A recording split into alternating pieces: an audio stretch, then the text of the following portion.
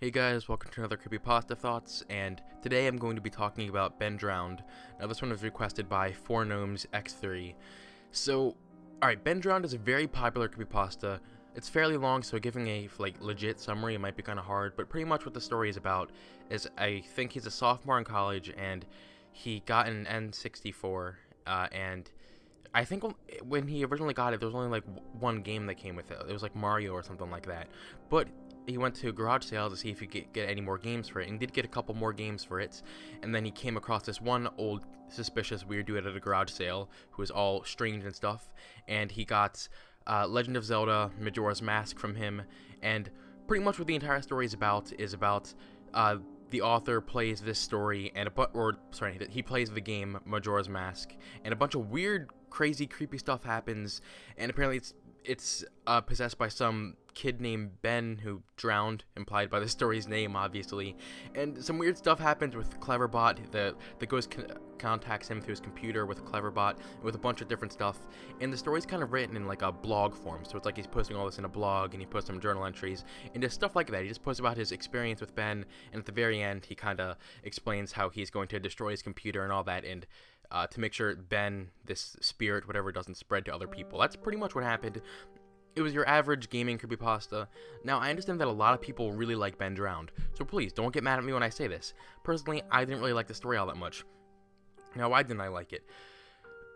I mean, overall, it wasn't terrible. I've definitely read worse stories before, but I felt like nothing about this stood out from other gaming creepypastas. Now, a lot of people might argue, oh well, Eric, this was like one of the first in its kind. Which, if this was the very first gaming creepypasta, then I mean, I guess all these cliches that it used, I guess, were original at the time. If this was, I don't really know when this was made, so I can make the comparison. But since I've read a lot of other gaming creepypastas, this is very similar. Uses all the same cliches and everything like that. And I also just felt as if the story kind of dragged on too long. I'm not saying that it was too long of a story or anything. I'm just saying that I feel like some of the stuff dragged on longer than it should have. Like, it was really repetitive. It's kind of like the same exact thing, just Ben talking to him through Cleverbot and all the weird stuff happening in the game. I felt a lot of it was just so unnecessary. The entire story throughout, it bored me, honestly. And, I mean, there were still parts of it where it was interesting, and parts of it where it did have me intrigued, but for the most part, I just didn't have fun reading it, and I was disappointed after I finished reading it. I was like, this is it? I didn't understand why everyone was so hyped up about it.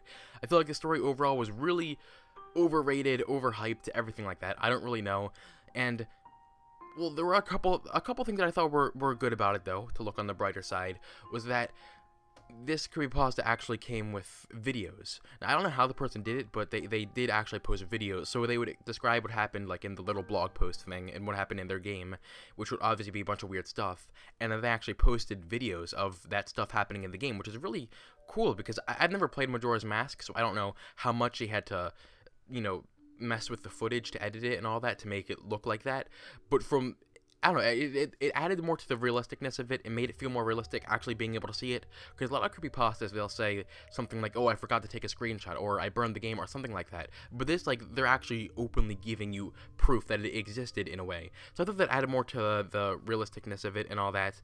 And I also thought it was kind of interesting how if you do go to Cleverbot and you try to, like, start a conversation with Ben on Cleverbot, the actual website, sometimes it actually will give you responses acting like it is Ben, which I thought was pretty cool, kind of the way that it's spreaded.